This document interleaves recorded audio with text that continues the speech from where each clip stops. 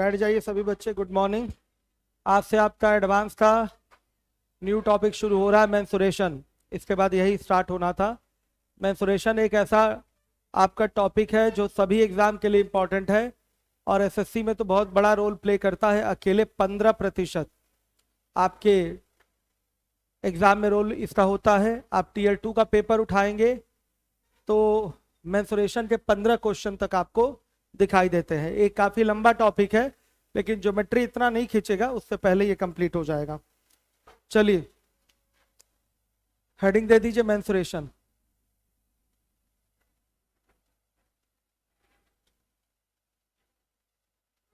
इसमें हम 2 डायमेंशनल और 3 डायमेंशनल फिगर्स की स्टडी करेंगे, उनके एरिया, पेरीमीटर और वॉल्यूम के बारे में स्टडी करेंगे। सबसे पहले हम लोग 2 डायमेंशनल फिगर पे आएंगे। 2 डायमेंशनल फिगर कैसे फिगर कहलाते हैं? जिसमें केवल 2 डायमेंशन होते हैं, यानी कि 2 विमाएं होती हैं। 2 डायमेंशनल की हिंदी होती है द्विविमीय आकृतियां, जिसमें 2 विमाएं हैं। जैसे लंबाई चौड़ाई वाला एक आयत हो गया। त्रिभुज की बात करें तो त्रिभुज भी आपका 2 डायमेंशनल फिगर है। वृत्त भी 2 डायमेंशनल है, वर्ग भी 2 डायमेंशनल है, समचतुर्भुज भी 2 डायमेंशनल है। यानी कि इस व्हाइट बोर्ड की बात करें तो ये व्हाइट बोर्ड भी 2 डायमेंशनल है। जो इस पे फिगर बनेंगे स्पष्ट रूप से सब के सब क्या होंगे? 2D होंगे, 2 डायमेंशनल फिगर होंगे। तो सबसे पहले हेडिंग आप लोग दे देंगे 2D फिगर।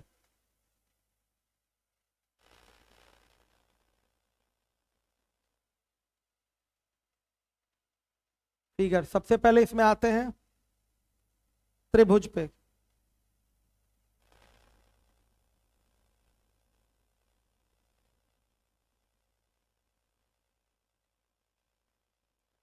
तीन भुजाओं से घिरी हुई आकृति को त्रिभुज कहते हैं।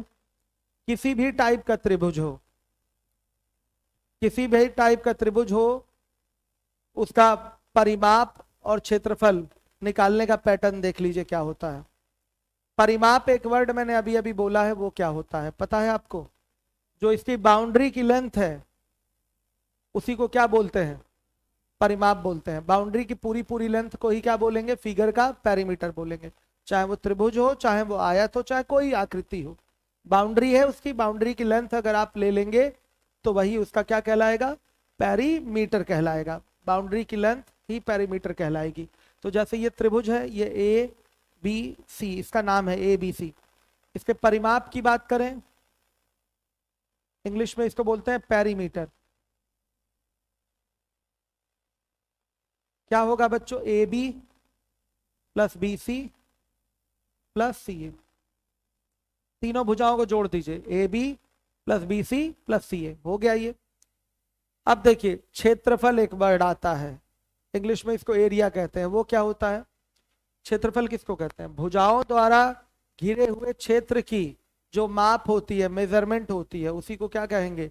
इस आकृति का क्षेत्रफल कहेंगे। तो अगला जो फॉर्मूला हमारा बनता है वो बनता है क्षेत्रफल का। क्षेत्रफल एरिया,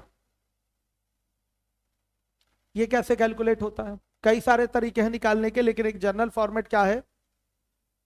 आप इसको आधार बोलिए और सामने वाले शीर्ष से इस पे लंब डाल दीजिए, तो ये कहलाएगी त्रिभुज की ऊंचाई और ये हो जाएगा त्रिभुज का आधार।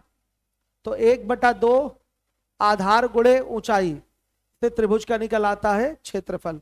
यानी कि इसका जो अंदर जो घिरा हुआ भाग है उसका क्षेत्र की जो माप है वही आपका निकल के आएगा 1/2 आधार गुणे ऊंचाई से।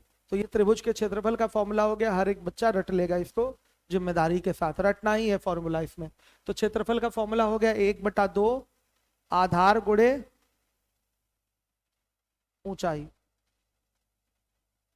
तो 1/2 एरिया इक्वल टू हो गया आपका 1/2 बेस इंटू हाइट। ये आपका फॉर्मूला हो गया, सही है। ये आपका एक नॉर्मल सा कोई भी ट्रायंगल हो उसमें आपका एरिया निकालने का ये फॉर्मूला हो गया। त्रिभुज का आधार दिया हुआ है और संगत ऊंचाई दी गई है, यानी कि उसी आधार पे गिरी हुई ऊंचाई दी गई है। तो 1/2 आधार गुणे ऊंचाई लगा लेंगे, एरिया आ जाएगा। चूंकि यहां पर 3 आधार हो सकते हैं अगर ए बी बी सी सी ए की माप अलग अलग है तो 3 अलग अलग आधार हो सकते हैं। अगर हम चाहें यहाँ बी से इस पे लंब गिरा दें तो ये भी त्रिभुज की ऊंचाई होगी।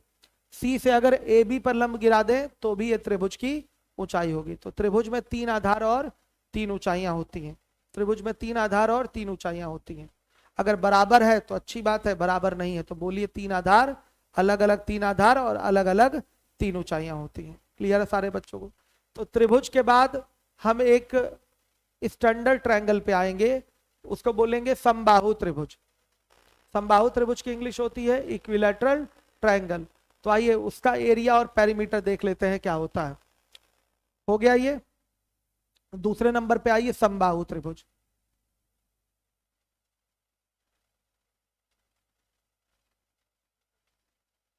रुक गया? चालू करिए। रुक गया तो रुक गया बच्चों, रुक जाइए। समबाहु त्रिभुज की बात करेंगे, फिर उसके बाद आपका जानते हैं समबाहु त्रिभुज। खड़े हो जाइए, आप बताइए क्या होता है इक्विलैटरल ट्रायंगल। हाँ, तीनों साइड इक्वल और एंगल भी सेम हो जाएंगे, मतलब एक आइडियल ट्रायंगल होता है ये, सब कुछ इसमें इक्वल होता है। इसमें भी एरिया निकल आता है 1/2 बेस इंटू हाइट से, लेकिन इसकी जरूरत कभी नहीं पड़ती। एक रेडीमेड फॉर्मूला इसके लिए अभी बताऊंगा, वो क्या होगा, √3/4 ए स्क्वायर। इसका प्रयोग हम लोग करते हैं, तो इसको भी याद कर लेना है। कितने लोगों को ये वाला फॉर्मूला याद नहीं है, √3/4 ए स्क्वायर वाला? वो हाथ उठाएं। समबाहु त्रिभुज का क्षेत्रफल √3/4 ए स्क्वायर, आज याद कर लेंगे आप लोग। अभी मैं नोट करवाऊंगा इसको, आ जाने दीजिए। चालू हो गया? चालू होने ही जा रहा है अभी, जाए। ठीक है। और 2 दिन का डेमो है, आज और कल, मतलब फ्राइडे और सैटरडे का। चालू हो गया? चालू हो गया कि नहीं? अब आ जा, ये समबाहु त्रिभुज, समबाहु त्रिभुज इंग्लिश होती है इसकी इक्विलैटरल ट्रायंगल।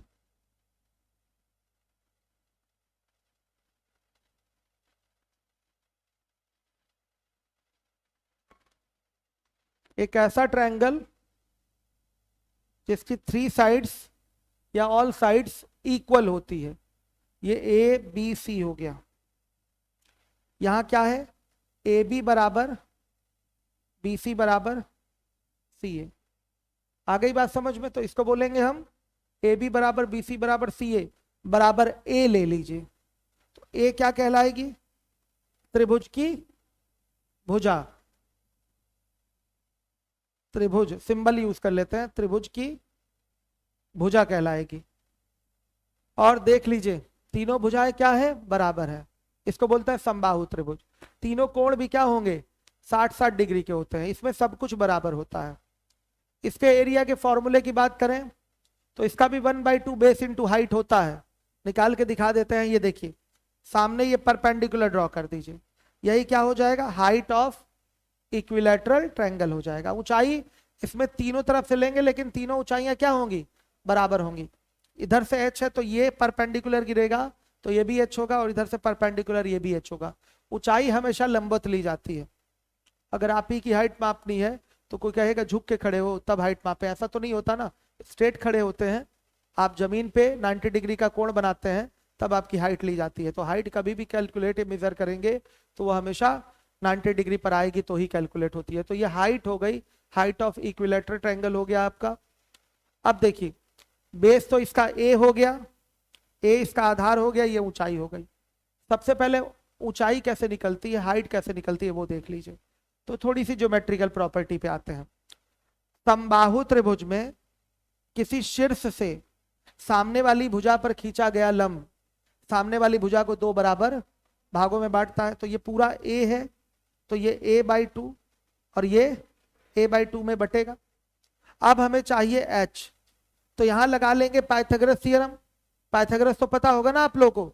तो h बराबर क्या आ जाएगा, √a का स्क्वायर माइनस a/2 का होल स्क्वायर। h बराबर आ जाएगा आपका 3a² / 4 अंडर रूट में। H बराबर क्या आ गया, a√3/2। बड़ा इंपॉर्टेंट है, याद रखिएगा। समबाहु त्रिभुज की ऊंचाई, समबाहु त्रिभुज की ऊंचाई, इसको रटना है आपको। क्या होगा, a√3/2, मतलब भुजा भुजा √3/2, ये समबाहु त्रिभुज की ऊंचाई हो गई। भुजा √3/2, ये किसकी ऊंचाई हो गई, समबाहु त्रिभुज की ऊंचाई हो गई। हर एक बच्चा ध्यान देगा, समबाहु त्रिभुज की ऊंचाई हो गई भुजा √3/2। कोई डाउट तो नहीं, क्लियर है।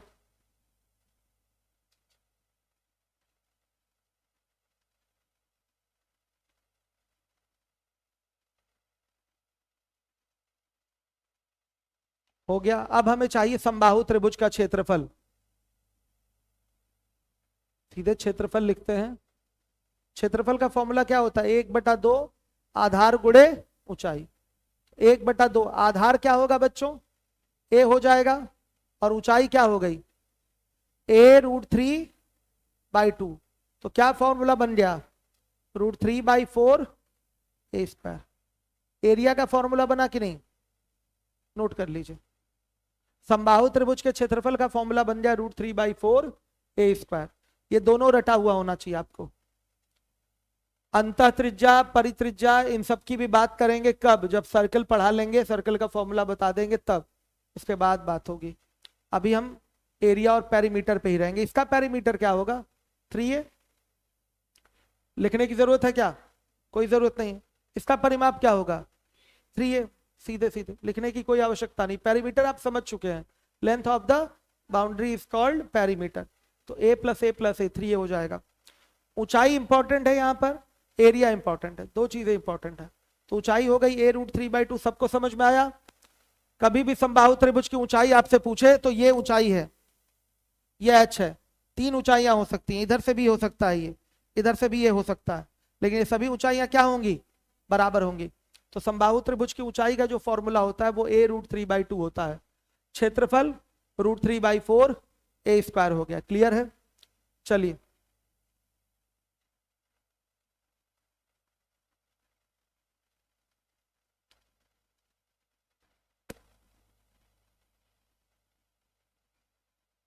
त्रिभुज का एक और फॉर्मूला है बच्चों, देखिए, हेरॉन्स फॉर्मूला।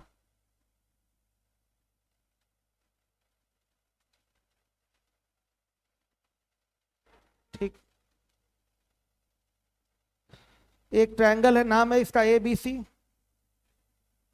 ध्यान दीजिएगा, कोण ए के सामने वाली भुजा की माप किससे दर्शाई जाती है, स्मॉल ए से। स्मॉल ए से दर्शा दिया आपने। सब सीखना है, नया है आप लोगों के लिए। जो लोग मैथ्स नहीं पढ़े उनके लिए तो एकदम नया है। कोण बी के सामने वाली भुजा को किससे दर्शाया जाता है, स्मॉल बी से। कोण सी के सामने वाली भुजा को स्मॉल सी से दर्शाया जाता है। तो सबसे पहले इसका निकालेंगे अर्ध परिमाप।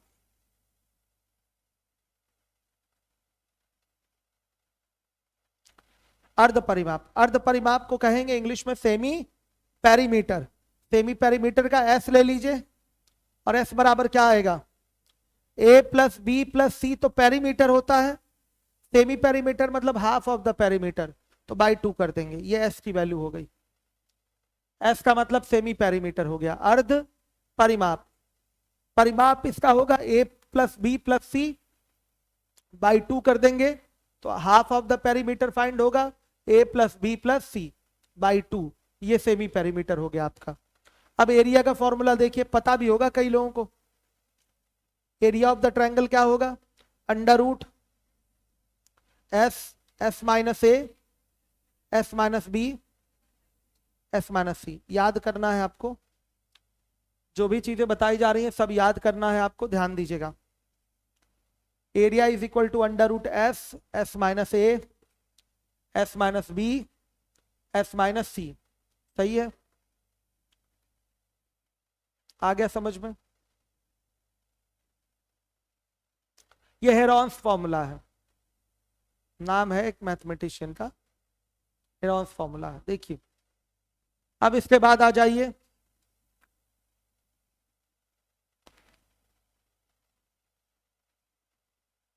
तीसरे नंबर पे।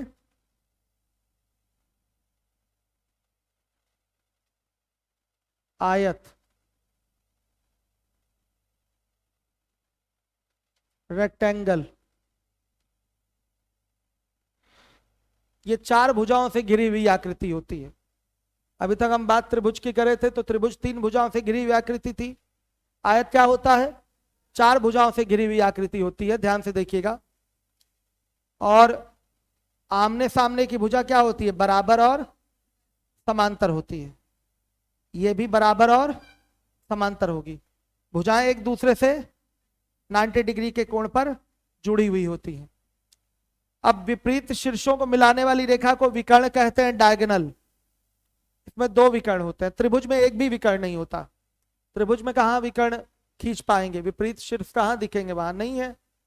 तो विपरीत शीर्षों को मिलाने वाली जो रेखा होती है, अपोजिट वर्टिसेस को मिलाने वाली जो लाइन होती है, वो आपकी कहलाती है विकर्ण, डायगोनल, डायगोनल कहलाती है। तो ये एक आयत की आकृति हमने सामने आपके बनाया हुआ है। आयत एक चतुर्भुज होता है, चार भुजाओं से घिरी हुई आकृति है। ये आमने सामने की भुजा बराबर और समांतर होती है। समांतर मतलब बच्चों, इनके बीच दूरी बराबर हो, इनके बीच की दूरी क्या हो? बराबर हो, समान अंतर पे ये दोनों भुजाएं हो। और आगे तक जहां तक ये बड़ा, जहां तक जितना बड़ा ये बना हुआ है, सब में दूरी क्या रहेगी? बराबर रहेगी। तो समांतर होती है, ये भी भुजा समांतर और बराबर है। तो ये आकृति आपकी आयत की है। तो देखिए, लंबी भुजा को कहते हैं लंबाई, किससे दिखा देते हैं? लेंथ, एल से। और छोटी वाली भुजा को क्या बोल देते हैं? चौड़ाई। किससे दिखा देंगे? ब्रेड्थ, यानी कि बी से दिखा देंगे। तो ये एल है तो ये भी एल, ये बी तो ये भी बी। तो सबसे पहला फॉर्मूला इसमें परिमाप का बनेगा, परिमाप। परिमाप को आप सिर्फ पेरीमीटर के पी से दिखाएंगे, पेरीमीटर के पी से दिखाइए। तो क्या होगा यहां पर? L प्लस एल 2L हो गया, B प्लस बी 2B हो गया, यानी कि पेरीमीटर आ रहा है 2L प्लस 2B आ रहा है। तो क्या करेंगे? 2 कॉमन ले लेंगे, तो यह आएगा 2 ब्रैकेट में L प्लस बी। ये आपका परिमाप है, सबको पता है, या मतलब कुछ भी याद नहीं करना इसमें। पेरीमीटर मतलब बाउंड्री की length, LL 2L, BB 2B, तो 2L प्लस 2B यानी कि 2 ब्रैकेट में L प्लस बी। ये पेरीमीटर हो गया आपका। क्षेत्रफल की बात करें, क्षेत्रफल को A से दिखाएंगे, तो एरिया ऑफ द रेक्टेंगल क्या होगा?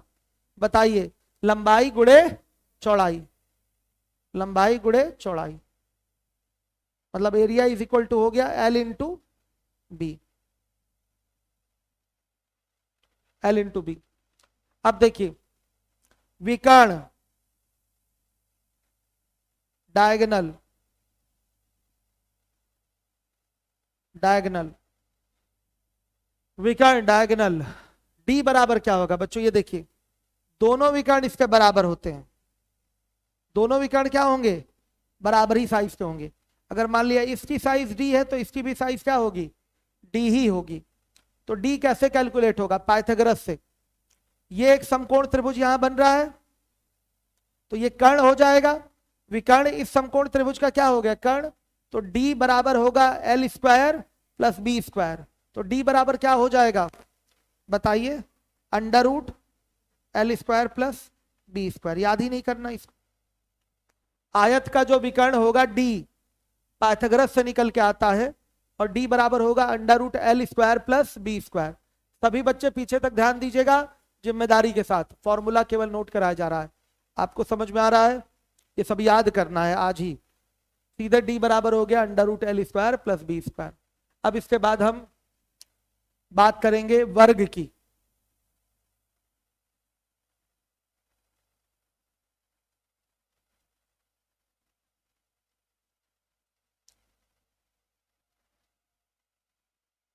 स्क्वायर, ये भी चार भुजाओं से घिरी हुई एक आकृति होती है। आमने सामने की भुजाएं समांतर होती हैं और चारों बराबर होती हैं। चारों की चारों क्या होती हैं? बराबर होती हैं। आई बात समझ में? तो यहां लंबाई चौड़ाई ना बोलकर हम इसको क्या बोल देंगे? ए बोल देंगे। ए, सब ए है। और ए क्या होगा? वर्ग की भुजा, साइड ऑफ द स्क्वायर होगा, वर्ग की भुजा साइड ऑफ द स्क्वायर होगा। देखिए भुजाएं यहां भी एक दूसरे से 90 डिग्री के कोण पर जुड़ी हुई होती हैं। विकर्ण इसमें भी होते हैं, विपरीत शीर्षों को मिलाने से बनेंगे और दो विकर्ण बनेंगे, दोनों विकर्ण आपस में बराबर होते हैं। ध्यान से देखिएगा, अगर ये डी है तो ये भी डी होगा। विकर्ण एक दूसरे को 90 डिग्री पर क्या करते हैं, समद्विभाजित करते हैं, मतलब ये पार्ट इसके बराबर और ये पार्ट इसके बराबर होगा। आ रही है बात समझ में, 90 डिग्री पर समद्विभाजित करते हैं। आयत में भी होता है समद्विभाजित का केस, लेकिन वो 90 पे नहीं काटते। आयत में भी समद्विभाजित का केस होता है, जैसे ये विकर्ण है, ये विकर्ण है, ये विकर्ण इसके बराबर, ये विकर्ण इसके बराबर, ठीक है, बराबर बराबर भाग में बट गया। चारों टुकड़े बराबर भी होंगे क्योंकि दोनों विकर्ण क्या थे, बराबर थे। तो ये पार्ट इसके बराबर, ये पार्ट इसके बराबर, और चारों पार्ट भी आपस में क्या हो जाएंगे, बराबर हो जाएंगे। लेकिन यहाँ 90 डिग्री का कोण नहीं बनता। 90 कहाँ बनता है, इसमें बनता है, वर्ग में।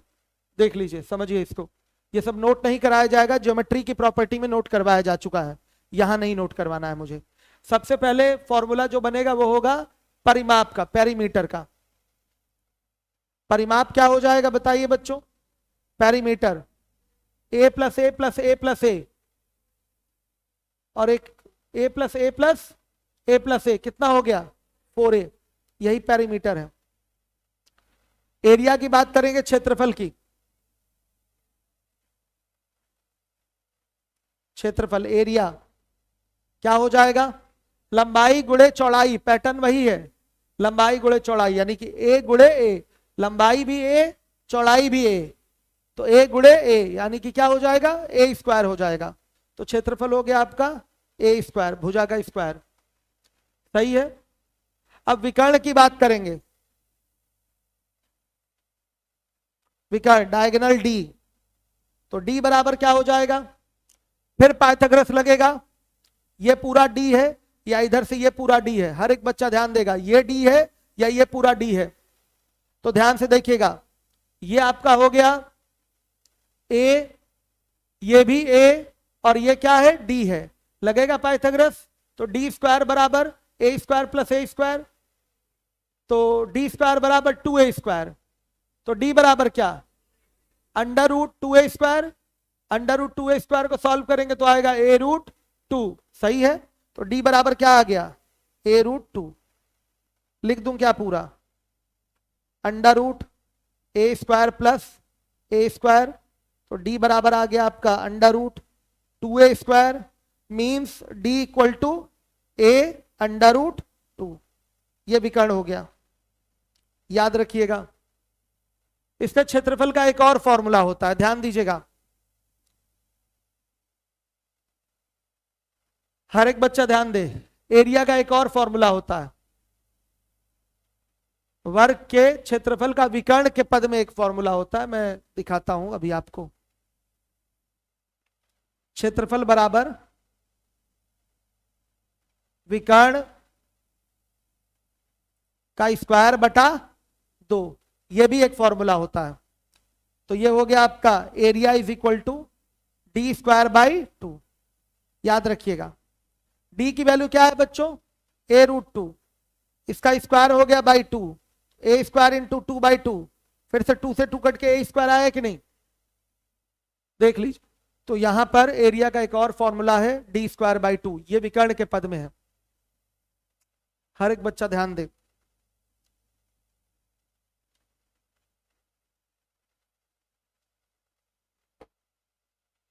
आकाश यूट्यूब पे है, आकाश आज ही चलेगा ज्योमेट्री का बचा हुआ क्वेश्चन। चलिए देखिए, एरिया इज इक्वल टू हो गया डी स्क्वायर बाई 2। अब हम वर्ग के बाद किसकी बात करेंगे बताइए, समांतर चतुर्भुज की। फॉर्मूला याद करते चलिएगा, समांतर चतुर्भुज, इंग्लिश है इसकी पैरेललोग्राम।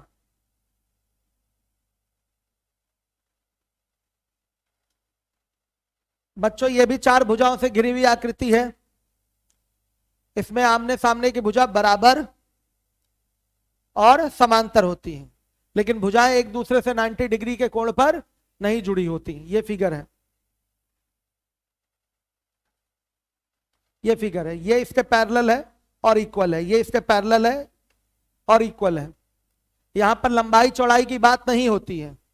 वर्ग और आयत में तो था लंबाई चौड़ाई, वर्ग में लंबाई चौड़ाई दोनों को हम ए बोल रहे थे। यहां पर क्या है, लंबाई चौड़ाई की बात नहीं होगी, यहां पर केवल भुजा की बात होगी। ध्यान से देखिए, ये ए है, ये बी, सी और ये डी हो गया। 90 डिग्री का कोण यहां पर नहीं है। इसको अगर हमने बोल दिया बी, ध्यान से देखिए, तो यहां से ये इसकी ऊंचाई गिरेगी, ये कहलाएगी आपकी क्या, एच। यहां से ऊंचाई गिर गई, ये कहला गई आपकी एच। तो बच्चों यहां पर परिमाप का तो फॉर्मूला सबको पता है, क्या होगा, A B plus B C plus C D plus D A. तो परिमाप लिखवाने की जरूरत है नहीं। क्षेत्रफल देख लीजिए क्या होगा, क्षेत्रफल का फॉर्मूला, क्षेत्रफल, क्षेत्रफल का फॉर्मूला होगा आधार गुणे ऊंचाई। एरिया इज इक्वल टू क्या होगा, बी इंटू एच, आधार गुणे ऊंचाई। हर एक बच्चा देखेगा, याद रखिएगा, यहां पर दो आधार बनेंगे और दो ऊंचाइयां बनेंगी। क्यों, क्योंकि ये भुजा इसके बराबर, एक बार इसको आधार ले लिया आपने, अब एक बार आप चाहें तो इसको भी आधार ले सकते हैं। ध्यान से देखिए, आप इसको भी आधार लेकर यहां से ऊंचाई गिराकर एरिया निकाल सकते हैं। एरिया एक ही आकृति का है तो सेम आएगा, चाहे जिधर से भी आधार और ऊंचाई ले, एरिया एक ही आकृति का है तो सेम ही आना है।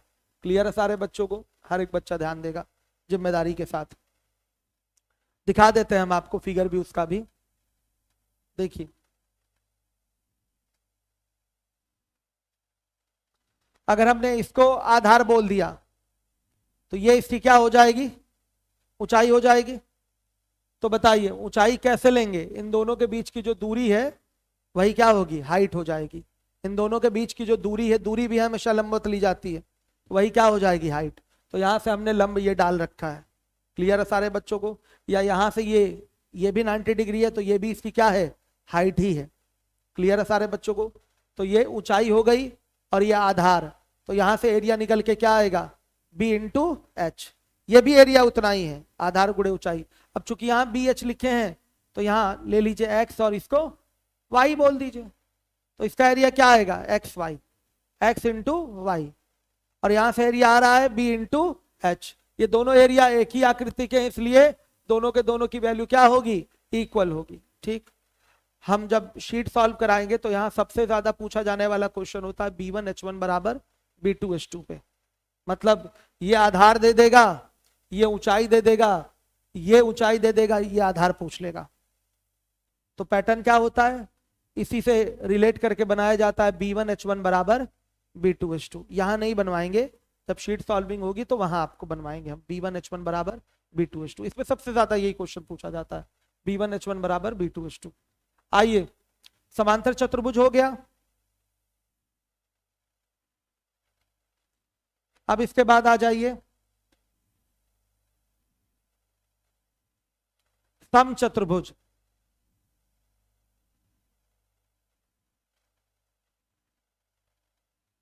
रोम्बस, रोम्बस बच्चों, ये भी एक चतुर्भुज है, चार भुजाओं से घिरी हुई आकृति है। ये भी, इसमें आमने सामने वाली भुजा पैरेलल होती है, लेकिन चारों भुजा बराबर भी होती है, जैसे वर्ग में होता है। बस वर्ग में भुजाएं एक दूसरे से 90 डिग्री के कोण पर जुड़ी होती हैं, लेकिन इसमें 90 डिग्री के कोण पर नहीं जुड़ी होती है। रोम्बस का फिगर देखिए, इसमें ये भुजा, ये भुजा, ये भुजा, ये भुजा सब क्या है, बराबर है। ध्यान से देखिएगा, बस यहां 90 डिग्री का कोण नहीं है। तो यहां आधार ले लिया इसको, और ये क्या हो गई, ऊंचाई हो गई इसको।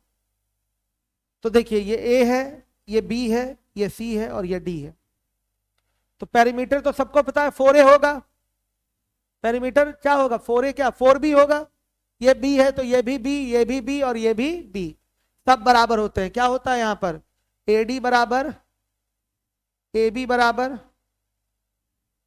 BC बराबर क्या है CD। AD को DA बोल दें क्रम सेट करके, डी ए बराबर ए बी बराबर बी सी बराबर सी डी बराबर क्या हो गया बी। आ गई बात समझ में, ये सम चतुर्भुज की भुजा हो गई। बी क्या हो गई, सम चतुर्भुज की भुजा। बी को बोलेंगे सम चतुर्भुज की भुजा।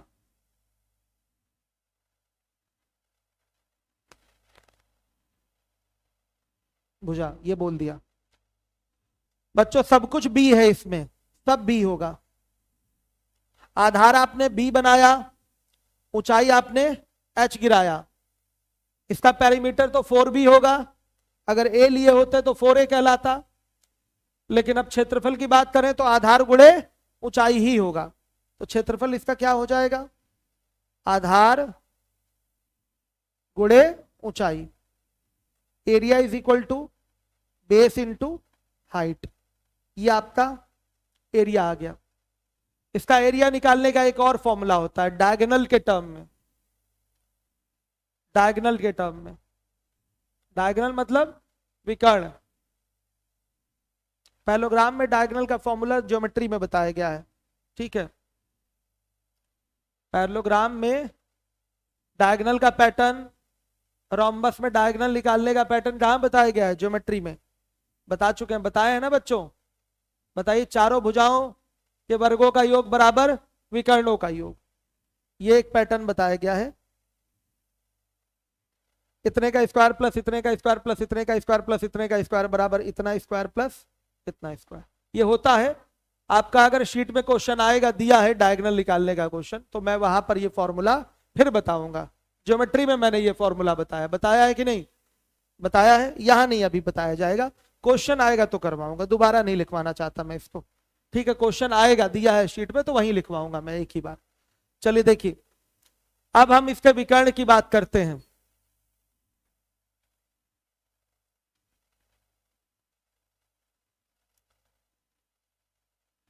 ये रोम्बस है, समचतुर्भुज,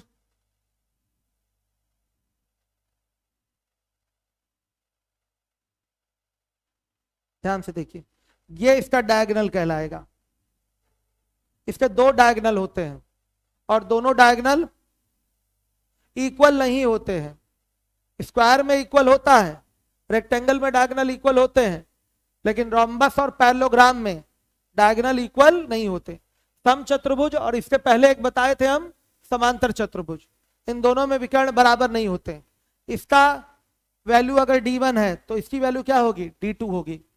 ये भी वर्ग की तरह एक दूसरे को क्या करते हैं, 90 डिग्री पर क्या करते हैं, समद्विभाजित करते हैं, बाइसेक्ट करते हैं। मतलब ये इसके बराबर और ये इसके बराबर। आई बात समझ में। तो यहां पर भी जैसे वर्ग में भी विकर्ण के पद में एक फॉर्मूला था ना, d²/2, वर्ग के क्षेत्रफल का एक फॉर्मूला बताया गया था, डायगोनल का स्क्वायर, डायगोनल यानी कि विकर्ण, विकर्ण का स्क्वायर बटा 2। वैसे ही यहां भी फॉर्मूला होता है d1 गुणे d2 बटा 2। यहां भी क्षेत्रफल का फॉर्मूला है, तो एक और क्षेत्रफल का फॉर्मूला यहां से निकल के आएगा। दोनों विकर्णों का गुणनफल बटा में 2। एरिया का फॉर्मूला हो जाएगा यहां पर d1 गुणे d2/2। ये एरिया का फॉर्मूला है, नोट कर लिए, इन सब पे क्वेश्चन पूछा जाता है। क्लियर है।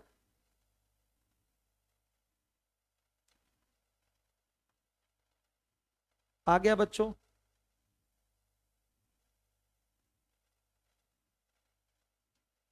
चलिए, अब इसके बाद हम किसकी बात करेंगे, समलंब चतुर्भुज।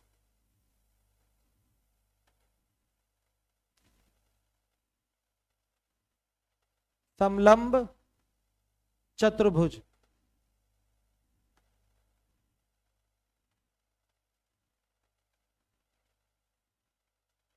ट्रेपेजियम, या इसको कहते हैं ट्रेपेजॉइड, ठीक, दोनों नाम होते हैं इंग्लिश में, ट्रेपेजियम या ट्रेपेजॉइड, समलंब चतुर्भुज। देखिए, ये एक ऐसा चतुर्भुज होता है, 4 भुजाओं से घिरी हुई आकृति ये भी है, जिसमें 2 भुजाएं क्या होती हैं, समांतर होती हैं। और दो भुजाएं असमांतर होती हैं। दो भुजाएं समांतर हैं और दो भुजाएं समांतर, दो असमांतर हैं। तो परिमाप निकालना है तो परिमाप में कोई प्रॉब्लम ही नहीं, ये ए है, ये बी है, ये सी है और ये डी है। तो सबको जोड़ देंगे भुजाओं को, परिमाप आ जाएगा। लिखवा नहीं रहा हूं इसके लिए मैं। क्षेत्रफल की अगर बात करें, मुख्य बात, तो क्षेत्रफल कैसे निकलेगा उसका फॉर्मूला है, वो देखिएगा। समांतर भुजाओं के बीच की दूरी मान लिया क्या हो गया, h हो गया। ये लेंथ इसकी L1, इसकी लेंथ क्या हो गई L2।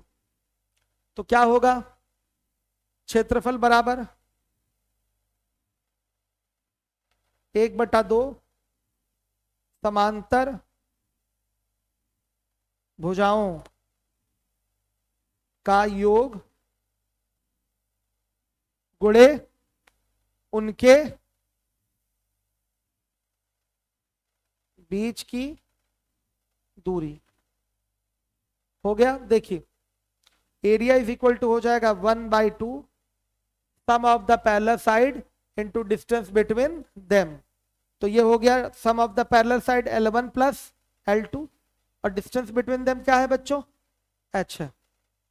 नोट कर लीजिए, जिनको नहीं याद है, आप भी पहली बार देखे होंगे ये फॉर्मूला, याद करिए। ये समलंब चतुर्भुज है। समलंब चतुर्भुज किसको कहते हैं, जिसकी आमने सामने की भुजाएं क्या हैं, केवल दो भुजाएं समांतर हैं और दो भुजाएं असमांतर हैं, इसी को कहेंगे समलंब चतुर्भुज। क्षेत्रफल का फॉर्मूला होगा 1/2 समांतर भुजाओं का योग गुणे उनके बीच की दूरी। विकर्ण का पैटर्न इसमें भी होता है, तो वो कहाँ बताया गया है, ज्योमेट्री में बताया गया है। जरूरत होगी मेंसुरेशन में तो वो भी हम वहां मेंशन करेंगे, ठीक है। जरूरत पड़ती है, पड़ेगी आगे, तो हम वहीं नोट कराएंगे, यहाँ नहीं, ज्योमेट्री में बताया गया है। चलिए विकर्ण ये है इसका, विपरीत शीर्षों को मिलाने वाली रेखा। अब इसके बाद आ जाइए वृत्त पे, आइए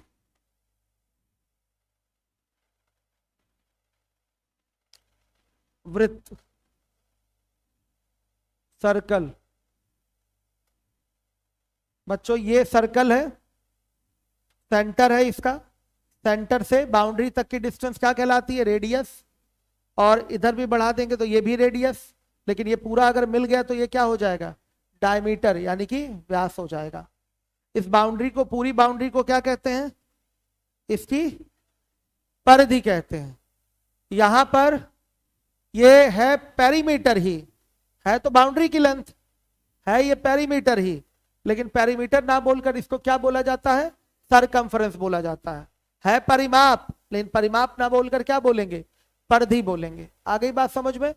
परिमाप वर्ड यूज होता है बहुभुज के लिए। बहुभुज मतलब पॉलीगन है जिसमें भुजाएं हैं, रेखाओं द्वारा वो खींचा गया है, बनाया गया है, सही है। तो वहां पर हम परिमाप वर्ड यूज करते हैं, लेकिन इस तरह से कर्व फिगर है तो वहां पर हम बाउंड्री की टोटल लेंथ के लिए क्या यूज करेंगे, सरकमफ्रेंस यूज करेंगे, परिधि यूज करेंगे वर्ड। आ गई बात समझ में। तो ये चीज तो सबको क्लियर है। ये रेडियस है, त्रिज्या, इसको क्या बोलेंगे, त्रिज्या, रेडियस।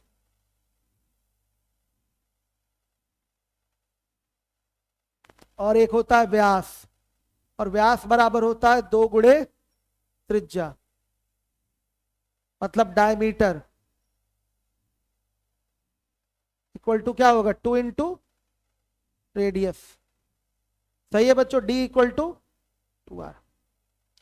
जो व्यास होता है त्रिज्या का दुगना होता है। सबको ये बातें तो क्लियर होंगी, पहले से ही क्लियर होंगी। चलिए अब हम बात करेंगे परिधि की। परिधि यानी कि सरकमफ्रेंस। ये क्या होता है, 2πr होता है, इंग्लिश में इसको कहते हैं सरकमफ्रेंस।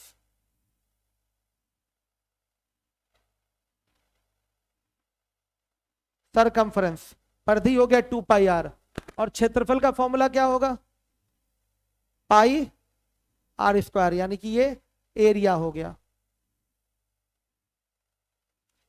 πr²। ये सब कैसे आया, आप लोगों ने इंटरमीडिएट में डिफरेंशिएशन वगैरह पढ़ा हुआ, इसकी सहायता से ये चीजें प्रूव होती हैं, ठीक है। अभी आपको यहां केवल क्या करना है, याद करना है। इसका प्रूफ आपके लेवल का नहीं है मैटर, ठीक है। तो आपको केवल क्या करना है, वृत्त की जो परिधि होती है वो होती है 2πr, वृत्त का जो क्षेत्रफल होता है वो होता है πr²। परिधि मतलब लेंथ ऑफ द बाउंड्री। ये हो गया वृत्त। अब इसके बाद हम बात करेंगे अर्धवृत्त की। मिटा दें इसको, मिटाएं। ये जर्नल फॉर्मूला नोट कराया जा रहा है। अर्धवृत्त की बात करिए, इंग्लिश क्या होगी, सेमी सर्कल। ठीक, ये वृत्त है, सेंटर है, डायमीटर से काट दीजिए, यहां से मिटा दीजिए। ये जो है क्या है, ये अर्धवृत्त है। ये अर्धवृत्त नहीं है, ये तो एक चाप है। आप जब तक इसको मिलाएंगे नहीं यहां से, कहां से ये अर्धवृत्त बनेगा, ये अर्धवृत्त है, ठीक है, ये अर्धवृत्त है। तो देखिए यहां दो फॉर्मूला बनता है। यहां पर अब परिधि वाली बात भूल जाइए। एक फॉर्मूला बनेगा इस चाप की लंबाई का, समझ में आया, और एक फॉर्मूला बनेगा फिर परिमाप का। परिमाप यानी कि ये चाप की लंबाई प्लस ये व्यास। कहीं कहीं परिधि भी बोल देगा तो परिधि का सेंस हम क्या लेते हैं, पूरा पूरा। तो सबसे पहला फॉर्मूला क्या बनेगा, चाप की लंबाई, ये लेंथ ऑफ एन आर्क, चाप की लंबाई। इसको बच्चे चाप बोलते हैं, आपको बचपन से ही चाप आप लोग खींचते आ रहे हैं, काटते आ रहे हैं, ये चाप है, ठीक है। तो ये क्या है आपका, चाप है। चाप यानी कि इंग्लिश में कहते हैं आर्क, ARC, आर्क, ठीक। तो चाप की लंबाई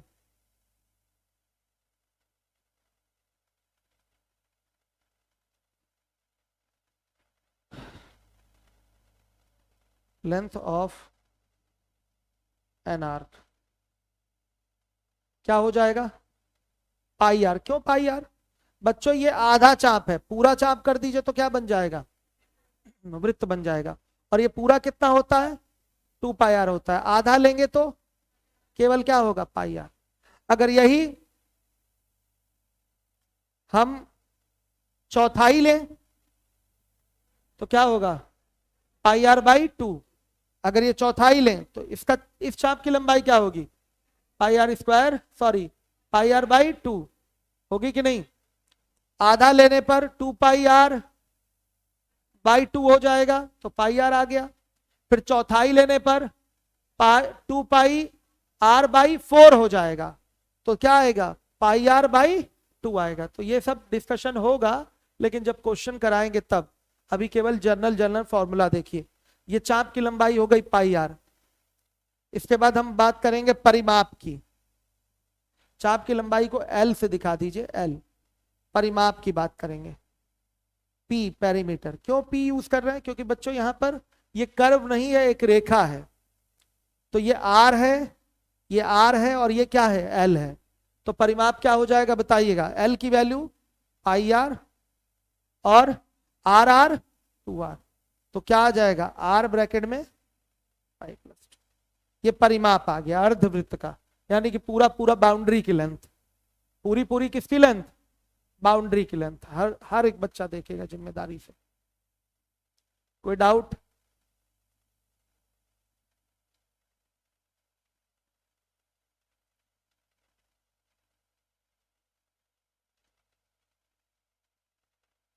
आ रहा है समझ में।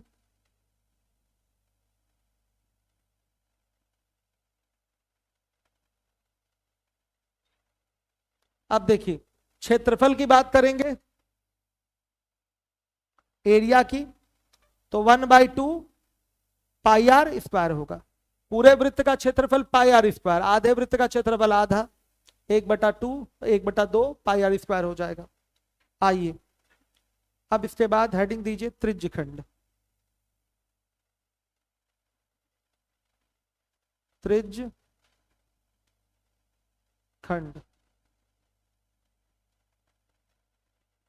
Sector of the circle. क्या होगा ये सर्कल है, सही है बच्चों। सेंटर है और एक रेडियस ये, एक रेडियस है। तो यहां दो खंड आपको दिखाई दे रहे होंगे इस तरह से। ये दोनों क्या है? त्रिज्यखंड है। एक त्रिज्यखंड ये है, एक त्रिज्यखंड ये है। ये छोटा वाला त्रिज्यखंड है माइनर, और ये बड़ा वाला त्रिज्यखंड है मेजर। त्रिज्या द्वारा ही और चाप द्वारा कटा हुआ खंड है। त्रिज्या द्वारा और चाप द्वारा ही दिखाई दे रहा है ये कटा हुआ खंड है। आ गई बात समझ में? है कोई समस्या इसमें? तो बच्चों देखिए, यहां पर भी हम चाप की लंबाई का पहले प्रयोग करेंगे और फिर परिमाप की बात करेंगे। ये देखिए, ये चाप ही तो है, आर्क ही तो है बच्चों, बताइए क्या है? आर्क ही तो है बच्चों, बता दीजिए। तो इसकी लंबाई कैसे निकलेगी? ये आर लीजिए, ये आर लीजिए, और बोलिए कि ये जो चाप है सेंटर पे थीटा डिग्री का कोण बना रहा है। आया समझ में? ये जो चाप है सेंटर पे क्या बना रहा है? थीटा डिग्री का कोण बना रहा है। तो यहां पर इस चाप की लंबाई का एक फॉर्मूला होता है, मैं नोट करने जा रहा हूं, देखिएगा। दो चाप है इसमें, हम एक ही पे कर रहे हैं क्वेश्चन सॉल्व। इधर से दोबारा आप क्वेश्चन जब सॉल्व करेंगे तो उसमें यहां से भी क्वेश्चन देगा थीटा लेने का, तो यहां से भी लेकर सॉल्व करेंगे। हम केवल इसको अभी त्रिज्यखंड ले रहे हैं, इसके लिए नहीं कर रहे हैं। दोनों के लिए सेम ही होता है, दोनों के लिए सेम रहेगा। पहले एक देख लीजिए, ये वाला छोटा वाला त्रिज्यखंड, इसको देख लीजिए। तो ये आपका लेंथ ऑफ आर्क है बच्चों, जिसको हम एल से दिखा रहे हैं। आर्क मतलब चाप। तो देखिए, चाप की लंबाई का फॉर्मूला क्या होगा? यहाँ पर चाप की लंबाई L इज इक्वल टू क्या होगा? Length of an arc, English लिखना हो तो लिख लीजिएगा। क्या होगा यहां पर?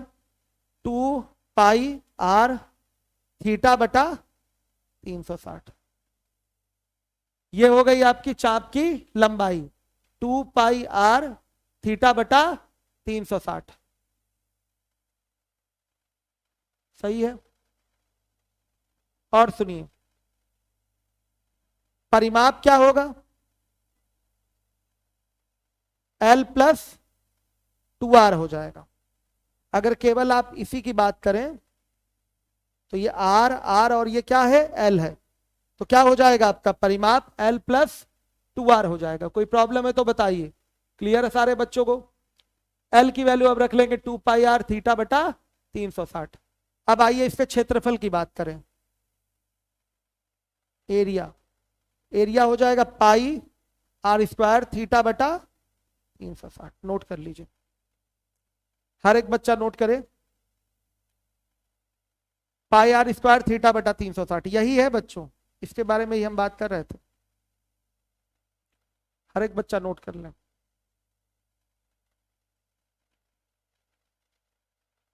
हो गया?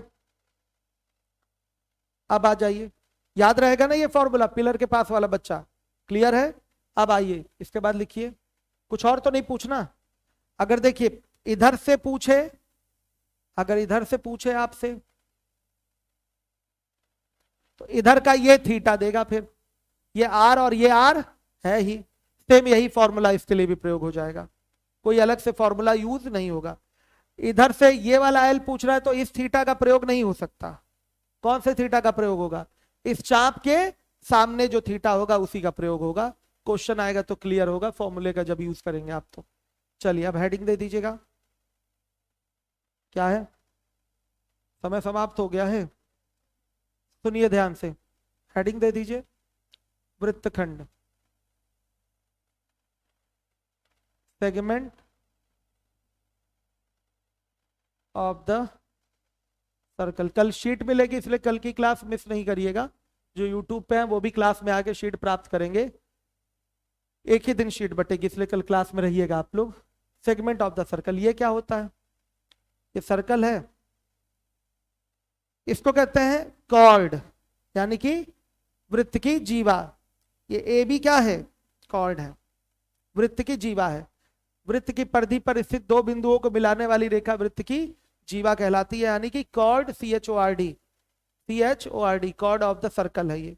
तो जीवा और चाप द्वारा जो कटा हुआ खंड है वो क्या कहलाएगा? आपका वृत्त खंड कहलाएगा। क्लियर है सारे बच्चों को?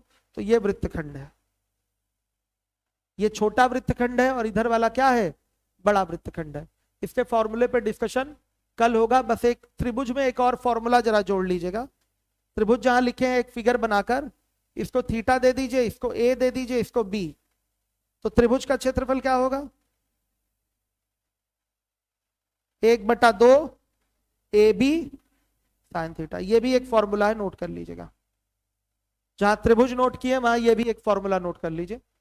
त्रिभुज का क्षेत्रफल बराबर क्या हो जाएगा? 1/2 AB sin थीटा।